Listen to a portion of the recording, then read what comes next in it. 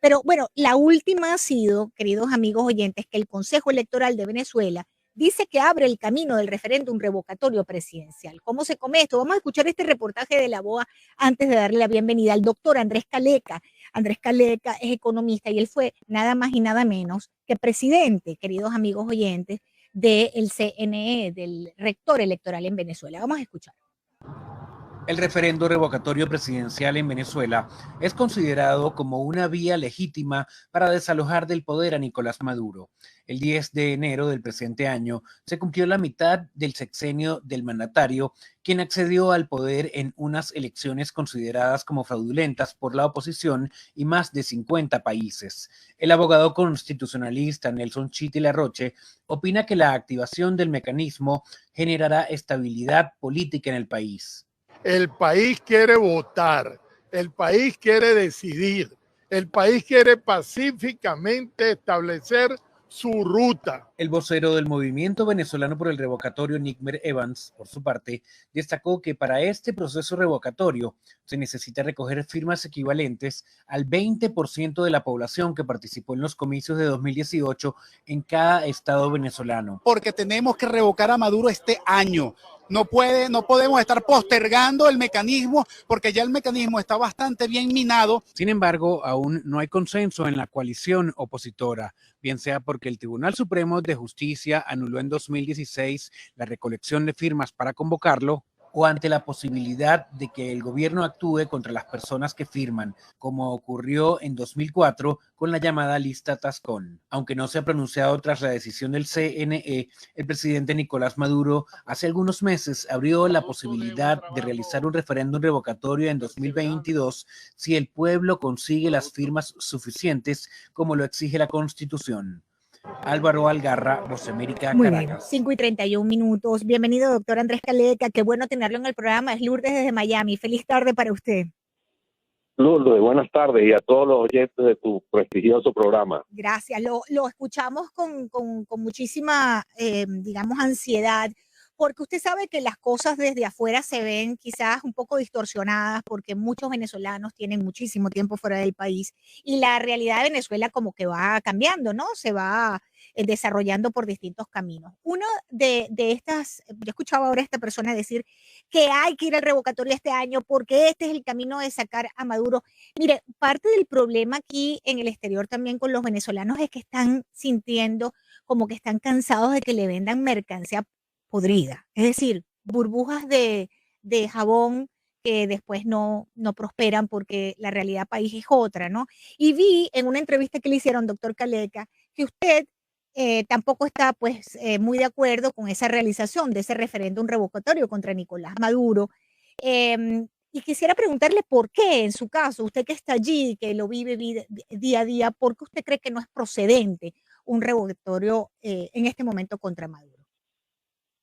Sí, bueno, aparte de cualquier consideración que yo haga con respecto a esa figura, la figura del revocatorio presidencial a mitad del periodo del presidente de la República, que está incluida en la Constitución del 99, del siglo pasado, que es la Constitución chavista, digamos así. Esa figura incluso fue propuesta directamente por Chávez desde la presidencia de la República, independientemente de lo que yo considere sobre esa figura, que la considero una figura antidemocrática, que es una figura que atenta particularmente contra la potestad del Parlamento venezolano, del Poder Legislativo venezolano, su potestad de controlar y de destituir al presidente. Bueno, Chávez, previendo eso, introdujo este recurso, sabiendo que es un recurso de carácter plebiscitario, un poco lo que está tratando de hacer López Obrador en México, ¿no? Darse un baño de masas allí y por esa vía solapar las funciones y la división de poderes en el país. Pero independientemente de ese debate filosófico, politológico, etcétera, que no es poca cosa, pero no es el momento de hacerlo, lo que yo he planteado es que tal como está concebido en Venezuela el tema, es inviable, es decir, es irrealizable, como se ha demostrado ya. Esta es la tercera vez que se intenta activar el referéndum revocatorio en Venezuela. No es que lo estamos haciendo por primera vez, ya lo hemos hecho por 2 veces y hemos tropezado con una pared por las siguientes razones. La primera, Lourdes, y los que nos escuchan, quizás los compatriotas que están en Miami me entenderán más rápido, pero es difícil explicar, como tú lo dijiste en la presentación, este tema de Venezuela es difícil. Sí. En Venezuela, el Tribunal Supremo de Justicia, digamos, el Poder Judicial, el Consejo Nacional Electoral, que está destinado a administrar el proceso, la Asamblea Nacional, que es el equivalente al Congreso, todo eso está totalmente controlado por el Ejecutivo. En Venezuela no hay división de poderes. Es decir, la persona que va a ser revocada controla al árbitro, controla las reglas del juego, controla el tamaño de la cancha, el número de innings que se van a jugar, es decir, controla todo, el propio revocado, lo cual nos conduce a una trampa, a una indefensión legal tremenda.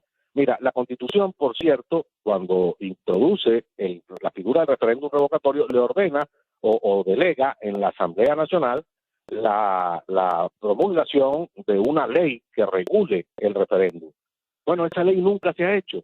En 20 años, un poco más de aprobada la Constitución, 22 años, 23 años de aprobada la Constitución, la Asamblea Nacional de Venezuela jamás ha hecho la ley. En consecuencia, cada vez que se trata de activar el referéndum, dependemos del ánimo del Consejo Electoral, del Tribunal Supremo de Justicia, y en la práctica, porque esos son poderes controlados por el mandón, que en este caso el señor Maduro, un dictador, está controlado por el dictador, por el señor al que van a revocar. Y cada vez que se intenta, ponen nuevos problemas, crean nuevas condiciones, varían las condiciones, y entonces estamos empujando una vez más al país a una quimera, así es, a una salida y dándole falsa. dándole esperanzas falsas a la gente que después se siente totalmente frustrada y la aleja de procesos que a largo plazo quizás pudieran funcionar. Mi impresión, doctor Caleca. Así es, y con un problema, Lourdes. Cuando tú te equivocas en cualquier profesión, quizás la profesión médica es más difícil analizar, pero cuando tú trae consecuencias, pero cuando tú te equivocas en política, las consecuencias son catastróficas. Así es. Mira, cuando uno ve la historia de Venezuela, de lo que ha pasado recientemente, es precisamente la diáspora venezolana, la emigración de venezolanos, se dispara a los niveles que se disparó, que ya estamos llegando a 6 millones de conciudadanos que se han ido del país huyendo de Venezuela. Sí. Se dispara precisamente cuando se impidió el referéndum revocatorio del 2016, porque la gente perdió la esperanza, la gente llegó a la conclusión de que no había nada que hacer sino huir. Imagínate el grado de tragedia que significó ese error político. ¿Verdad? No, y otros más que mire como no, que mire a dónde, y otros más que podemos hablar de eso, no, pero otros más, ¿no? Podríamos hablar de muchísimo. Error tras error. Correctamente. La oposición venezolana dando bandazos estratégicos, aquí empiezo a hablar un poco, es decir, no me sustraigo de la oposición venezolana, hablo autocríticamente, claro, dando bandazos estratégicos de la vía electoral. Al día siguiente eres abstencionista, al otro día propones una insurrección popular, al siguiente día conspiras en los cuarteles, después inventas una invasión extranjera rocambolesca, bueno, dando bandazos estratégicos y nunca se concentra en lo fundamental, que es incrementar sus fuerzas. La oposición venezolana tiene desde 2015, que alcanzó una victoria tremenda en la Asamblea Nacional, en las elecciones del Congreso, equivalente al Congreso de la República, desde entonces viene bajando todo su caudal electoral, su respaldo social, su inserción en la sociedad, dividiéndose y subdividiéndose, desprestigiándose los liderazgos por acción, por supuesto, de la represión gubernamental, pero también por sus propios errores, precisamente por estos bandazos. Ahora, después que acabamos de salir de unas elecciones regionales, que tenemos enfrente unas elecciones que sí no controla totalmente el dictador, que son las elecciones previstas en la Constitución para el 2024, yo propongo que la oposición venezolana se concentre en su propia fortaleza, en su fortalecimiento, porque cuando tú enfrentas a un régimen autoritario como el régimen venezolano, para poderlo derrotar tienes que tener una fuerza gigantesca. Y Tienes que unidos, tener mucho más. pero esta Tienes que oposición, unir al país. claro, y en torno, yo no sé en torno a una, si es en torno a una figura o en torno a qué, pero tiene que haber una unidad importante para poder avanzar contra ellos, que cometerán también sus errores, pero ellos sí siempre van unidos, ¿ah? Ellos siempre están Van unidos en unidos todo y en el discurso principalmente. y son capaces de cualquier cosa. Y Correcto. tienen un solo objetivo estratégico, Sí. mantenerse en el poder a costa de lo que sea. Ahora, ¿qué pasa Como con la decía, oposición nuestra? ¿Qué pasa? Fíjese, está todo el mundo, muchísima gente tan desmoralizada frente a la situación de Venezuela. Eso, por supuesto, favorece enormemente a Maduro y a su régimen. Pero me refiero, la desmoralización, doctor Caleca, es colectiva, una gran tristeza. Me recuerda mucho al exilio cubano, que siente que ya lo único que me queda es irme del país, y pareciera que lo estuvieran demostrando también, porque cada vez veo más venezolanos y las proyecciones para este año son altísimas de venezolanos yéndose del país a buscar sus vidas en cualquiera, el país que lo reciba, en América Latina o el mundo. Eh, no sé, claro, la desesperanza. claro, la Esa desesperanza es es la así. palabra. Y eso es lo que busca este gobierno de Maduro. El gobierno de Maduro, que es un régimen autoritario en este momento, su vocación, Lourdes, es totalitaria. La vocación que ellos tienen es instaurar en Venezuela el Reich de 1000 años, como creía Hitler. La vocación que tuvo Fidel Castro, que llegó desde un momento determinado que prefería que se hundiera la isla antes de que ellos perdieran el país. Bueno, esa es la naturaleza de la gente que domina Venezuela. Y entonces cuando cada error que tú cometes, lo que hace es incrementar esa desesperanza. Terminas tú trabajando a favor del enemigo, porque esa desesperanza es lo que quiere el régimen. El totalitarismo se basa en que no solo en que te quitan el Estado de Derecho, que te quitan las instituciones, no, que te quitan el alma de la nación, el alma de los ciudadanos. Eso es el totalitarismo. Ahora, Cuando la gente pierde el alma. Doctor, pero en el caso venezolano y puntualmente en este momento, ¿usted no cree que ya es el momento? O sea, a ver, por ejemplo, la opción de lo que fue el señor Guaidó, yo parto de que todos los venezolanos tienen la buena fe, la buena intención, ¿no? De tratar de salir de esta situación que tenemos en Venezuela. Pero llegan momentos que se demuestra pues que no ha funcionado, y algo que no ha funcionado es el interinato, ¿no? Esto me pareciera en este momento que es una gran ficción, no opera, por el contrario, está desmoralizando más gente, y más gente lo está viendo de peor manera cuando estamos también observando algunos casos de presunta corrupción, etcétera, dentro del interinato. Entonces, ¿no es hora de desmontar eso, doctor Caleca, para hacerle la pregunta directamente? El problema es que estamos atrapados. El interinato tiene atrapada a la oposición venezolana y a la comunidad internacional. Aquí me voy a meter un problema delicado, porque voy a hablar de la política de los Estados Unidos en una emisora de los Estados Unidos. No, usted puede decir lo que usted quiera, aquí aquí puede decirlo, no, dígalo, si no, con toda confianza. Pero acuérdate que la figura del interinato es una figura que tiene sobre todo un sentido desde el punto de vista de la política exterior, no porque sea injusto, es decir, el interinato se monta o se sostiene sobre el respaldo de uno de los grandes aliados de la oposición venezolana, que es los Estados Unidos, correcto, con el fin de presionar a Maduro en una política global de sanciones, de cerco sanitario, quitarle a Maduro la posibilidad de que despoje los bienes de la nación que están en el exterior. Todos esos fines correctos, a mi juicio, ¿no? Y bien intencionados. Lo cierto es, además, con la idea de que Maduro se iba a asustar con esto, y tarde o temprano, o Maduro o los militares, que es la otra pata de la coalición dominante en Venezuela, iban a decidir entregar el poder. Bueno, eso no ocurrió. No ocurrió, pero ahora estamos entrampados. ¿En qué sentido? Imagínate que se desmonte el interinato. Bueno, ¿qué hacemos? ¿Le devolvemos circo a Maduro entonces? ¿Le devolvemos monómeros a Maduro? El oro en el Banco de Inglaterra se lo devolvemos a Maduro. Quedamos enredados en esa figura, por cierto, absolutamente novedosa en el derecho internacional. Así es. ¿Cómo es esto de un país con dos presidentes? Ha habido gobiernos en el exilio que han muerto de mengua. El gobierno ruso que murió de mengo allá en Inglaterra, pobrecito. Aquí en Miami y aquí, tenemos gobierno en el exilio, tenemos todo en el exilio y van 63 años. Duele decirlo, pero es la sí, realidad. Ujú. así es. Entonces, ese es el destino, lamentablemente, del interinato. Pero entonces, a lo interno, que el interinato no ha servido absolutamente para nada, Ajá. como lo han demostrado estos 3 años, desde que el señor Guaidó se juramentó en una plaza pública Ujú. hasta hoy, han sido los años en que la oposición se ha debilitado más. En los 20 años del chavismo, estamos hoy en el peor momento después de 3 años de interinato. Y entonces el interinato impide o ha impedido que la oposición venezolana se reacomode, Correcto. que surjan nuevos liderazgos, que surjan nuevos caminos, porque el interinato se ha convertido en una pared. Entonces, ¿cuál es el líder de la oposición venezolana? Bueno, lógicamente el presidente encargado, el presidente Guaidó, pero resulta que Guaidó no es líder de nadie, no es líder ni siquiera de su propia fuerza política, que tiene un líder superior que es Leopoldo López.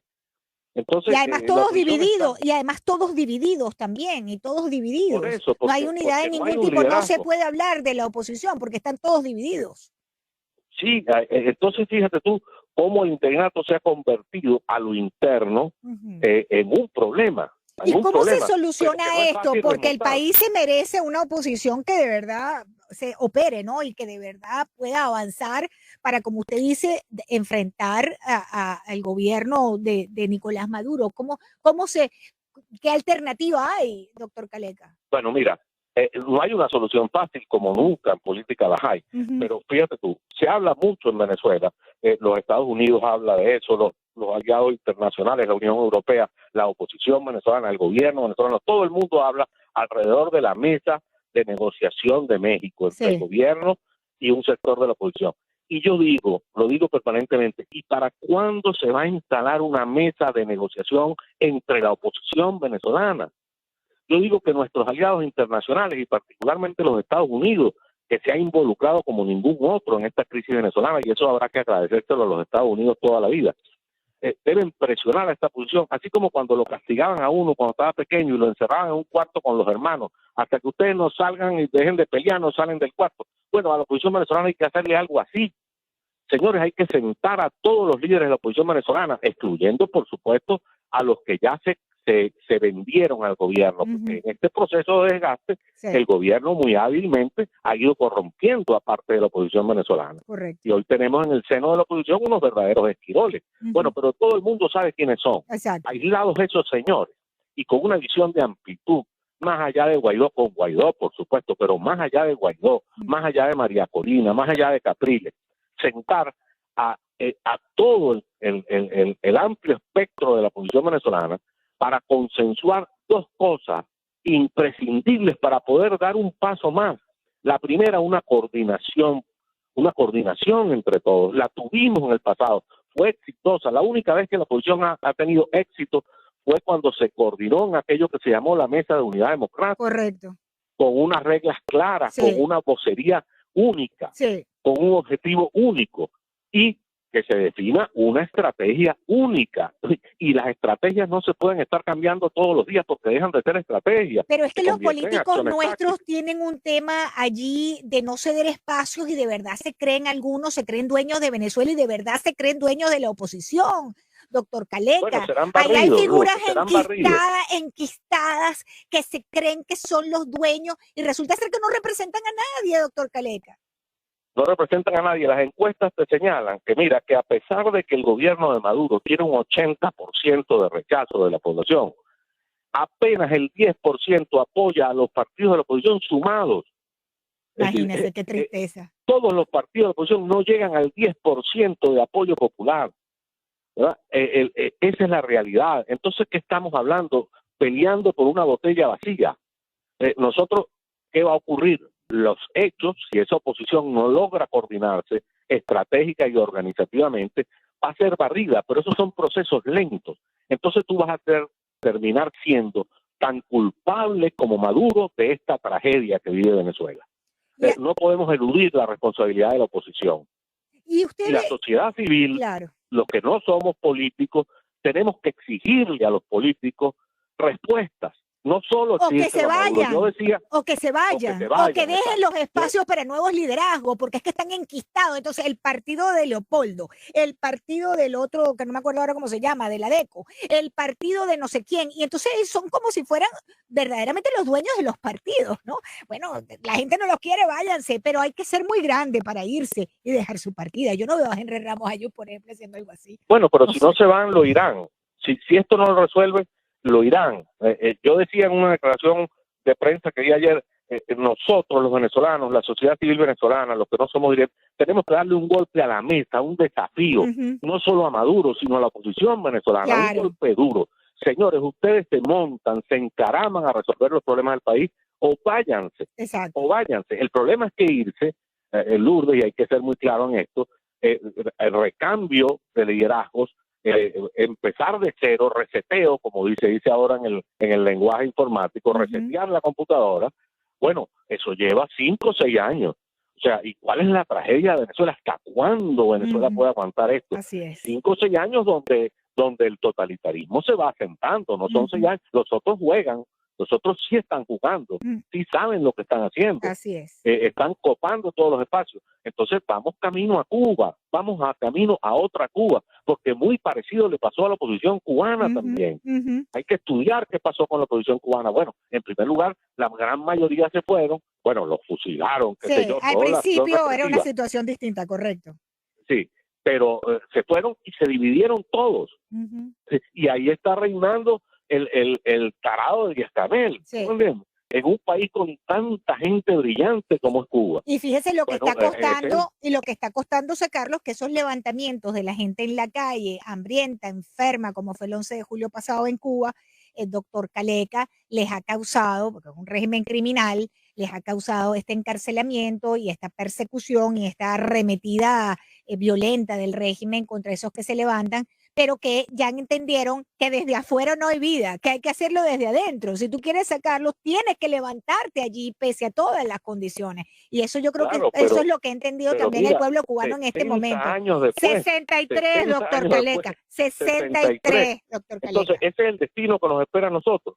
No puede ser. No puede ser, claro. Así como Maduro ha aprendido del régimen cubano, nosotros tenemos también que aprender de la oposición cubana. De acuerdo. Ahora, cuando uno escucha a algunas personas que nos dicen, usted que está allí y que vive allí, cuando nos dicen que Venezuela se está arreglando, que hay inversiones, que se está viendo mucho dinero, ¿a qué se refieren exactamente? ¿A que hay restaurantes y hay nueva vida social, a que de repente vemos unos Lamborghini circulando por algunas calles del este de Caracas, o de verdad hay algo digamos, de recuperación en el país, doctor Caleca?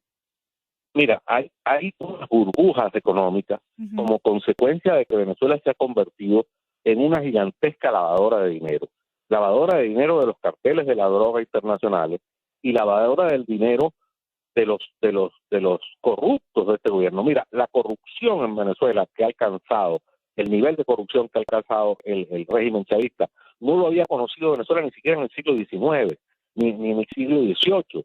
Es una cosa increíble el saqueo, el despojo. En este momento, mientras tú y yo hablamos, esta gente está desmantelando las empresas básicas del complejo industrial de Guayana para venderlas como chatarra, desmantelando tuberías petroleras para venderlas como chatarra, para robarse hasta el último centavo. Y la política de sanciones impide que ese dinero vaya a las cuentas internacionales, como ocurrió hasta hace poco. Mira, cuando se destapó el escándalo del la banca de Andorra, ahí habían más de 5.000 millones de dólares de dirigentes chavistas en un banquito en Andorra. Imagínate lo que puede haber en Suiza, lo que puede haber en otras partes. Bueno, eso se cerró gracias a las sanciones de los Estados Unidos y de la comunidad internacional, la comunidad financiera internacional. Bueno, ese dinero está aquí circulando. ¿Dónde? Entre ese grupo que llaman aquí los enchufados, provocando además la mayor desigualdad social que haya conocido Venezuela en su historia. Venezuela nunca fue un país de grandes desigualdades sociales. Aquí los ricos eran ricos pequeños, de pueblo, ricos que en Miami no hubieran tenido ninguna consideración. Aquí en Caracas eran ricos. Pero el nivel de desigualdad social que tenemos una gente con Lamborghini, como tú lo has dicho, con un Porsche, con aviones privados, con yates, y el resto de la gente cocinando con leña, Lourdes. Mira, los venezolanos que se han ido y que me están oyendo, muchos podrán decir, está exagerando el doctor Caleca, porque cuando se fueron eso no era así. Pero en este momento, aquí mismo, a 40 kilómetros de Caracas, en la población de Paracoto, los venezolanos saben de qué les estoy hablando, a 40 kilómetros de la capital de la República, se cocina con leña, porque tienen meses que no llega el gas para cocinar y no hay energía eléctrica y no hay combustible. El país no tiene moneda, el país no tiene escuelas, el país no tiene un sistema sanitario funcionando, el país está destruyéndose, y por si fuera poco, en la frontera occidental, en la frontera oriental y en el sur de Venezuela, lo cual suma casi la mitad del territorio nacional en manos de bandas criminales. El ELN de Colombia, las disidencias de la FARC, el grupo Marquetalia, y bandas criminales directamente criminales, que no ni siquiera se arropan de ideología y de política. Sin duda es una emergencia, ¿no? El tema político de Venezuela, la solución del tema de la oposición es una emergencia nacional. Esto es algo que hay que solucionar, como usted dice, la mesa de diálogo en México, pero es que primero se tiene que organizar esa oposición, ¿no? Claro, porque el gobierno sabe, en primer lugar, que cuando se sienta con la delegación de México de la oposición venezolana, sabe que no es toda la oposición, empezando por ahí. Sí, ya va con plomo en el ala, ya va esa oposición con plomo en el ala.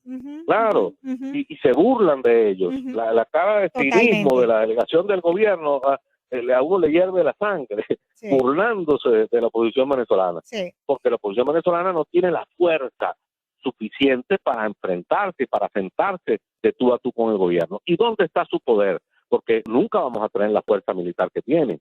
La oposición venezolana no va a poder organizar un ejército capaz de derrotar al ejército venezolano. Ni nadie nos va a venir a invadir. Vamos a quitarnos esa invasión de la cabeza. Con los problemas mundiales, con los problemas internos, en plena pandemia. Nadie va eso no existe. Lo que está pasando en Ucrania, por ejemplo. Así es. El señor Putin está a punto de invadir Ucrania. Está amenazando seriamente. Ningún país de Europa, ni siquiera Europa, la frontera, va a actuar militarmente. Ahora imagínate que van a venir a actuar por Venezuela, que ya no juega absolutamente nada en el panorama mundial, porque su peso, que era posiblemente la industria petrolera, ha sido desmantelada absolutamente. Bueno, entonces es un problema nuestro. ¿Dónde podemos nosotros enfrentar al gobierno? El día que logremos convertir ese 80% de venezolanos que rechazan al gobierno de Maduro en una mayoría política consciente, dispuesta a derrotarlos, y ante la cual, ante su tamaño, ninguna fuerza represiva valga. Fíjate lo que acaba de ocurrir en la repetición de las elecciones de Barinas, que es un estado interiorano de Venezuela, con 200.000 votantes apenas, un estado pequeño, sin ninguna importancia estratégica para el país, y el gobierno para estas elecciones movió 26.000 soldados, es decir, el 20% de lo que ha movido Putin para Ucrania, movió el gobierno venezolano para esas elecciones. Y la gente derrotó al gobierno, no valió de nada esas armas que tenían, esa movilización que tenían, se las tuvieron que, bueno, déjame no decirlo. La salida es política entonces, doctor Caleca. La salida es política, claro, la salida es política. No retomar la política, ¿no? Porque es que otra cosa gravísima que ha ocurrido es que todos hemos hablado mal de la política y de los políticos, ¿no? Entonces nosotros mismos hemos dinamitado también lo que significa la política. Se me acaba el tiempo, doctor Caleca. Qué bueno tenerlo en el programa y conversar con usted. Uno siempre aprende mucho con usted. Le mando un gran abrazo.